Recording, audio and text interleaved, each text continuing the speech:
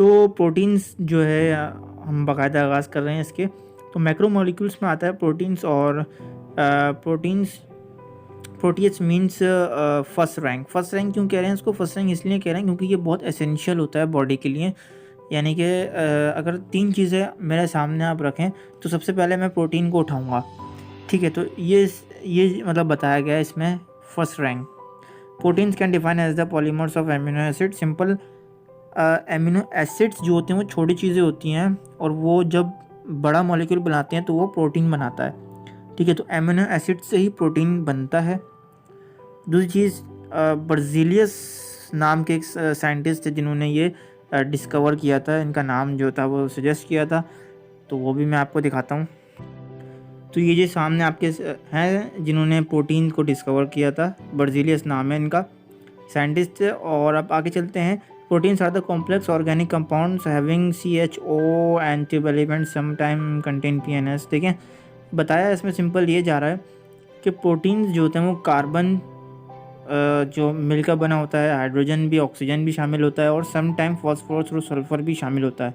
अक्सर MCQs में protein का फार्मूला पूछा जाता है, तो आप लोग किस तरह बताएंगे फार्मूला? सिंपल आप ये याद रखें, उसमें तमाम एलिमेंट शामिल होंगे, कार्बन भी होगा, हाइड्रोजन भी होगा, ऑक्सीजन भी होगा, वो कितनी मतलब हर चीज़ शामिल होगी, तो आप सिंपल MCQs पे टिक कर देंगे कि प्रोटीन का ये फार्मूला है। अच्छा, अब आगे बता रहा है कि नाइट्रोजन की वजह से इसको नाइट्रोजीनियस कंपाउंड कहते हैं, ठीक है? अब प्रोटीन्स जो होता है वो बिल्डिंग ब्लॉक्स होता है किसका? टिश्यूज़ का। भाई हमारे मसल के अंदर जो टिश्यूज़ हैं वो प्रोटीन्स की वजह से तो ही हैं। अगर प्रोटीन ना हो तो ज़ाहिर सी बात है हमारे मसल बिल्कुल कोलैप्स कर जाएंगे। तो protein is very important for the tissues. तो आगे ये बता रहा है कि कॉमन लिविंग बॉडीज़ में मतलब ये कहाँ पाया जाता है?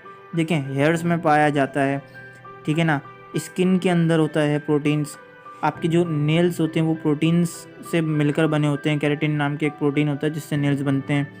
फीचर्स जो पर होते हैं, बर्ड्स के पर होते हैं, उसके अंदर प्रोटीन्स होता है। और अंडों के अंदर होता है, एग के अंदर होता है, मीट के अंदर होता है, फ़िश के अंदर होता है, मिल्क के अंदर होता है। पल्सेस क्या चीज़ है? ये पल्सेस लोबिया को कहते हैं, बेसिकली आपने खाई होगी। तो ये बेसिकली लोबिया होती हैं पल्सेस, उसके अंदर भी लॉट्स ऑफ प्रोटीन प्रेजेंट होता है।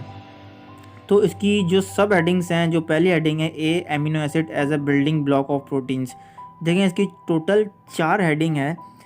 तो पहली हेडिंग आपके सामने यही है, amino acid as a building blocks of protein. Simple amino acids से ही मिलकर प्रोटीन्स बनते हैं, और इसमें ये बताया गया है कि जो एमिनो एसिड्स, छोटे छोटे एमिनो एसिड जो बॉन्ड फॉर्म करते हैं उसको पेप्टाइड लिंकेज कहते हैं या पेप्टाइड बॉन्ड कहेंगे, ठीक है ना? उस बॉन्ड की मदद से प्रोटीन बनेगा। और ये MCQ का फेवरेट पॉइंट है, पूछा जाता है कि विच bond is present in the protein structure. तो सिंपल आप बताएंगे peptide bond is present in the protein structure. अच्छा, इंपॉर्टेंट चीज़ मैं आपको बताने लगा हूँ कि देखें टाइप्स ऑफ एमिनो एसिड कितनी टाइप के होते हैं। देखें 20 टाइप्स होते हैं एमिनो एसिड्स के। ये MCQ का फेवरेट पॉइंट है। और जो अभी तक डिस्कवर हुए हैं वो 170 एमिनो एसिड डिस्कवर हुए हैं, ठीक है ना? और सिंपल अगर आप देखें एमिनो एसिड का ये एमाइन ग्रुप से मिलकर बनता है और कार्बोक्सिलिक एसिड से मिलकर ये बनता है एमिनो एसिड। सिंपल आप जब बुक रीडिंग ये करेंगे तो आपको अच्छी तरीके से समझ में आएगा। अब देखें सेकंड हेडिंग जो है वो लिंकेज ऑफ एमिनो एसिड है। अब देखें एमिनो एसिड यहाँ आपको डायग्राम में नज़र आ रहा होगा किस तरह ये चेन फॉर्म करता है। एक कंटिन्यूसली अनब्रांच एक लॉन्ग चेन बनाता है, और आप देख सकते हैं एक एमिनो एसिड और दूसरे एमिनो एसिड के दरमियान कौन सी लिंकेज पाई जा रही है? पेप्टाइड लिंकेज पाई जा रही है। इट्स मीन इसके अंदर पेप्टाइड बॉन्ड मौजूद है। तो सिंपल यहाँ पर ये पॉलीपेप्टाइड चेन आप कह सकते हैं। अगर MCQ में पूछा जाए कि एमिनो एसिड्स के दरमियान कौन सी चेन पाई जाती है, तो आप बताएंगे कि पॉलीपेप्टाइड चेन पाई जाती है। Polypeptide chain is present in the amino acid in between the molecules of the amino acids. तो तीसरी रेडिंग सबसे ज़्यादा इंपॉर्टेंट है और ये हर जगह पूछी जाती है, आपको रट लेनी है इसको।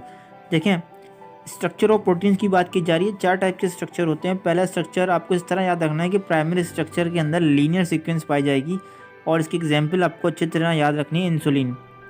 सेकेंडरी स्ट्रक्चर में आपको याद रखना है स्पायरली कॉल्ड होगा इसका स्ट्रक्चर, और इसकी एग्जाम्पल आपको याद रखनी है हेयर्स और spider web. Spider web basically एक क्या कहते हैं, मकड़ी के जो जाल होता है ना उसको कहते हैं, मकड़ी के जाल को। तो टर्शरी स्ट्रक्चर को आपको इस तरह याद रखना है कि ये जो सेकेंडरी स्ट्रक्चर है वो 3 दफ़ा फोल्ड होगा और 3 डायमेंशनल एक स्ट्रक्चर बनाएगा, ठीक है ना। और उसकी एग्जांपल आपको याद रखनी है लाइसोजाइम। चौथी जो है वो क्वाटरनरी स्ट्रक्चर है, वो देखें टर्शरी स्ट्रक्चर और मज़ीद मतलब टर्शरी स्ट्रक्चर 2 दफ़ा मिक्स होगा, एक लार्ज मॉलिक्यूल बनाएगा, तो उसको कहेंगे हम क्वाटरनरी स्ट्रक्चर। उसकी एग्जांपल निहायत इंपॉर्टेंट है हीमोग्लोबिन। अच्छा, मैं आपको मज़ीद पिक्चर से समझाऊंगा, इसकी बुक की पिक्चरों से। आपको इसकी एग्जांपल ख़ास तौर पे आपको फोकस करना है एग्जांपल्स पे। एग्जांपल हर जगह इसकी पूछी जाती हैं। डायग्राम में आप अब देख सकते हैं प्राइमरी स्ट्रक्चर की डायग्राम क्या है, बिल्कुल स्ट्रेट है, लीनियर जिसको कहते हैं। सेकेंडरी स्ट्रक्चर की डायग्राम स्पायरल है, ठीक है। और टर्शरी स्ट्रक्चर की डायग्राम इस तरह 3 दफ़ा फोल्ड हुई है, ठीक है ना। टर्शरी का मतलब 3 डायमेंशनली फोल्ड हुई है ये।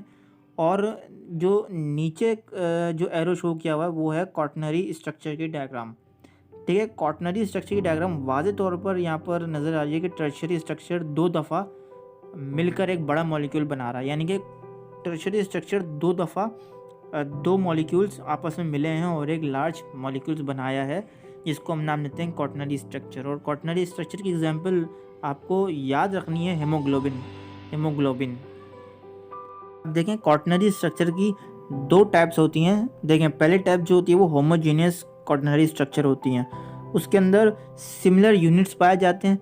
और दूसरी टाइप जो होती है वो डिसिमिलर हेट्रोजीनियस क्वाटरनरी स्ट्रक्चर होता है। उसके हेट्रोजीनियस नाम से पता चल रहा है, हेट्रो यानी कि अलग, डिफरेंट होगा कोई चीज़, तो डिसिमिलर यूनिट्स पाए जाएंगे। सिंपल आपको याद रखना है।